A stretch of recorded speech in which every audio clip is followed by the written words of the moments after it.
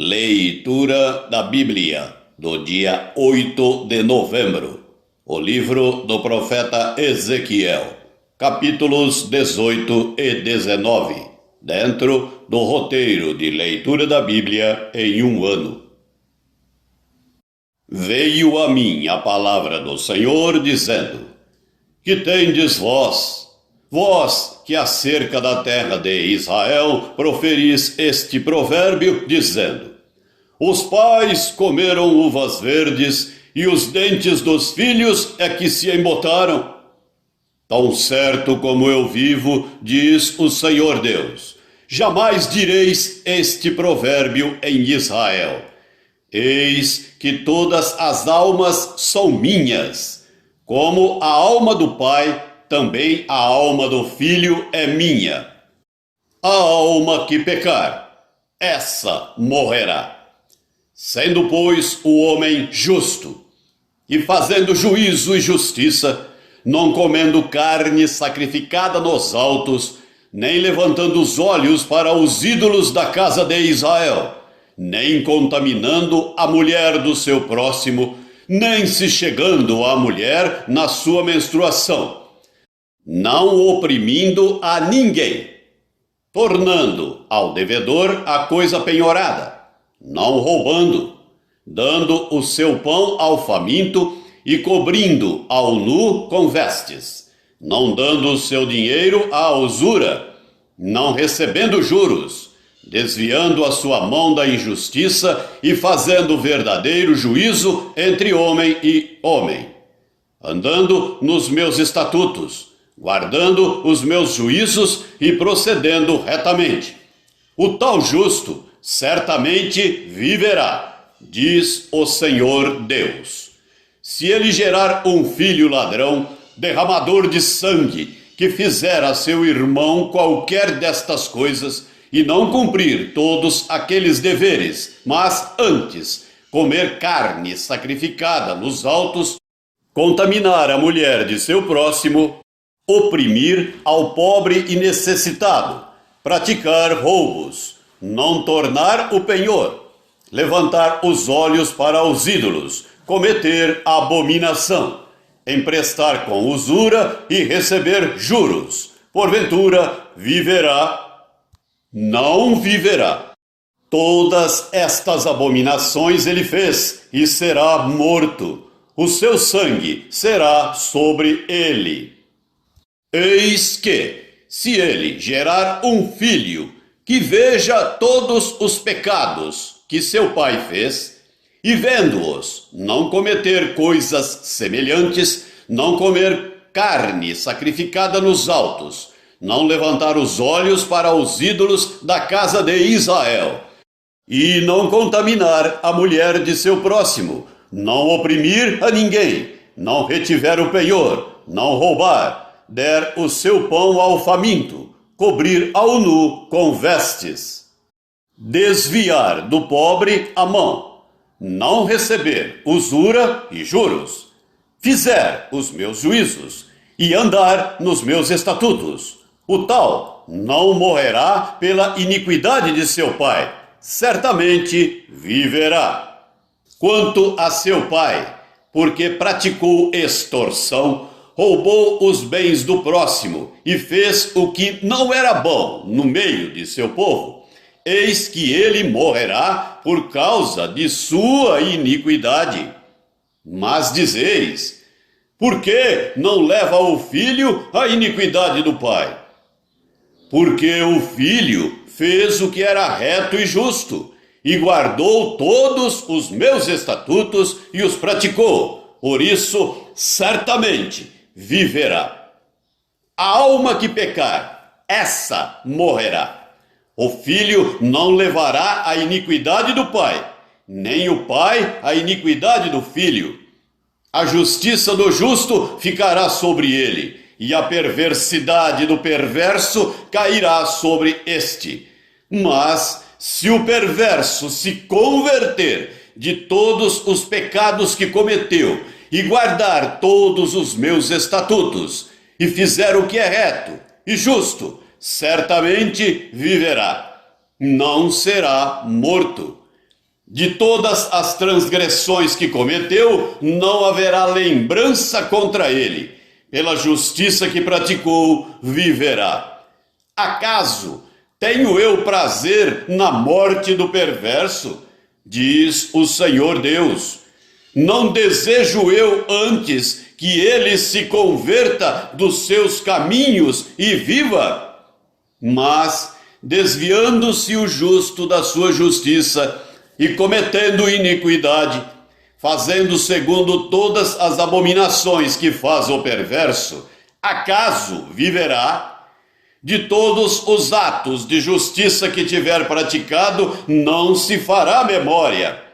Na sua transgressão com que transgrediu, e no seu pecado que cometeu, neles morrerá. No entanto, dizeis: o caminho do Senhor não é direito. Ouvi agora, ó casa de Israel: não é o meu caminho direito? Não são os vossos caminhos tortuosos? Desviando-se o justo da sua justiça e cometendo iniquidade, morrerá por causa dela. Na iniquidade que cometeu, morrerá. Mas, convertendo-se o perverso da perversidade que cometeu e praticando o que é reto e justo, conservará ele a sua alma em vida. Pois se considera e se converte de todas as transgressões que cometeu, certamente viverá, não será morto. No entanto, diz a casa de Israel: o caminho do Senhor não é direito. Não são os meus caminhos direitos, ó casa de Israel? E não são os vossos caminhos tortuosos? Portanto, eu vos julgarei, a cada um segundo os seus caminhos, ó casa de Israel, diz o Senhor Deus. Convertei-vos e desviai-vos de todas as vossas transgressões, e a iniquidade não vos servirá de tropeço. Lançai de vós todas as vossas transgressões com que transgredistes, e criai em vós coração novo e espírito novo. Pois, por que morreríeis, ó casa de Israel? Porque não tenho prazer na morte de ninguém, diz o Senhor Deus. Portanto, convertei-vos e vivei. Capítulo 19. E tu levanta uma lamentação sobre os príncipes de Israel e dize: quem é tua mãe? Uma leoa entre leões, a qual, deitada entre os leõezinhos, criou os seus filhotes. Criou um dos seus filhotinhos, o qual veio a ser leãozinho, e aprendeu a apanhar a presa, e devorou homens. As nações ouviram falar dele, e foi ele apanhado na cova que elas fizeram, e levado com ganchos para a terra do Egito. Vendo a leoa frustrada e perdida a sua esperança, tomou outro dos seus filhotes e o fez leãozinho. Este, andando entre os leões, veio a ser um leãozinho, e aprendeu a apanhar a presa, e devorou homens. Aprendeu a fazer viúvas, e a tornar desertas as cidades deles. Ficaram estupefatos a terra e seus habitantes ao ouvirem o seu rugido. Então se ajuntaram contra ele as gentes das províncias em roda, estenderam sobre ele a rede, e foi apanhado na cova que elas fizeram. Com gancho meteram-no em jaula, e o levaram ao rei da Babilônia, e fizeram-no entrar nos lugares fortes, para que se não ouvisse mais a sua voz nos montes de Israel. Tua mãe, de sua natureza, era qual videira plantada junto às águas, plantada à borda, ela frutificou e se encheu de ramos, por causa das muitas águas. Tinha galhos fortes para cetros de dominadores. Elevou-se a sua estatura entre os espessos ramos, e foi vista na sua altura com a multidão deles. Mas foi arrancada com furor e lançada por terra, e o vento oriental secou-lhe o fruto. Quebraram-se e secaram os seus fortes galhos, e o fogo os consumiu. Agora está plantada no deserto, numa terra seca e sedenta. Dos galhos dos seus ramos saiu fogo que consumiu seu fruto, de maneira que já não há nela galho forte que sirva de cetro para dominar.